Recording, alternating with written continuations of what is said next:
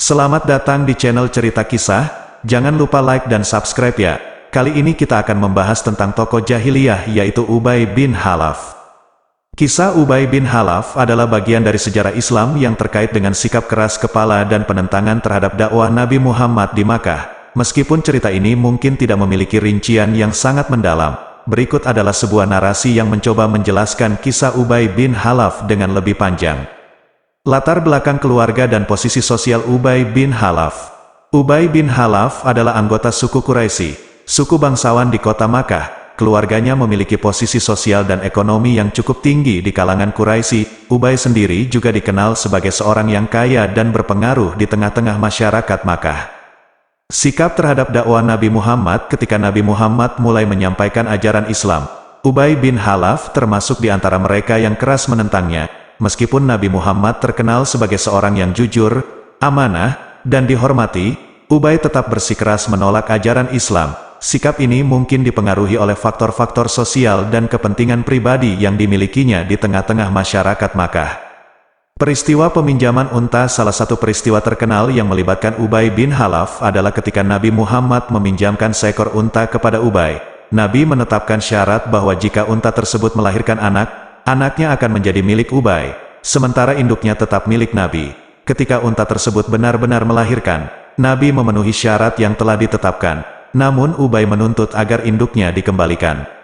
Dalam kasus ini, Nabi Muhammad menunjukkan sikap adil dan kejujuran dengan mengacu pada perjanjian yang telah dibuat. Meskipun Ubay menginginkan induknya kembali, Nabi dengan tegas mengikuti persetujuan awal yang dibuat, menunjukkan kejujuran dan keadilan dalam menjalankan perjanjian. Kontribusi dalam perlawanan Quraisy. Ubay bin Khalaf juga terlibat dalam perlawanan terhadap Islam pada pertempuran Badar. Meskipun tidak memiliki peran utama dalam pertempuran tersebut, keikutsertaannya menunjukkan bahwa ia berada di barisan yang menentang dakwah Islam. Pertempuran Badar sendiri terjadi pada tahun 624 Masehi, dan Ubay mengalami kekalahan bersama dengan pasukan Quraisy. Meskipun tidak banyak informasi rinci tentang perannya dalam pertempuran tersebut, kehadirannya menunjukkan bahwa ia tetap setia pada sikap penentangan terhadap Islam.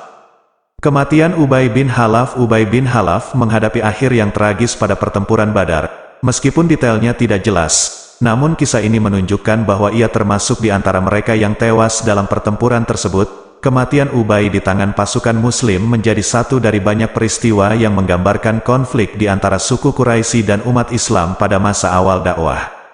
Penerimaan Islam oleh keluarga dan masyarakat. Meskipun Ubay bin Khalaf sendiri tetap setia pada sikap penentangan terhadap Islam, banyak anggota keluarga Quraisy dan masyarakat Makkah secara bertahap mulai menerima ajaran Islam setelah kemenangan pasukan Muslim di berbagai pertempuran dan peristiwa. Kemenangan Muslim atas Makkah pada tahun 630 Masehi membuka pintu masuk bagi Islam untuk diterima oleh mayoritas penduduk kota tersebut. Kesimpulan kisah Ubay bin Khalaf memberikan gambaran tentang dinamika sosial dan politik di Makkah pada masa awal dakwah Nabi Muhammad. Sikap keras kepala dan penentangan terhadap ajaran Islam di kalangan elit Quraisy mencerminkan tantangan yang dihadapi Nabi dan umat Islam dalam menyebarkan risalah Allah di tengah-tengah masyarakat yang masih penuh dengan tradisi dan kepercayaan pra-Islam. Meskipun Ubay sendiri tidak menerima Islam, keberadaannya di dalam cerita ini membantu memahami kompleksitas konflik dan perubahan sosial pada masa tersebut. Terima kasih yang sudah menonton. Jangan lupa like dan subscribe ya.